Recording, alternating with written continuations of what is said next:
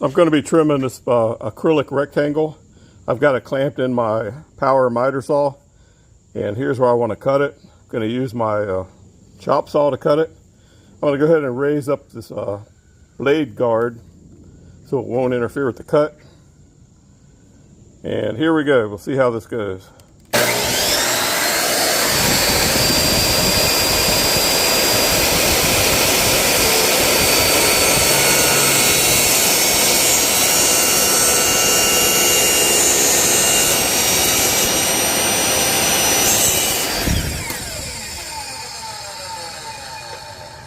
It looks like this is in the way. I'm going to go ahead and remove that.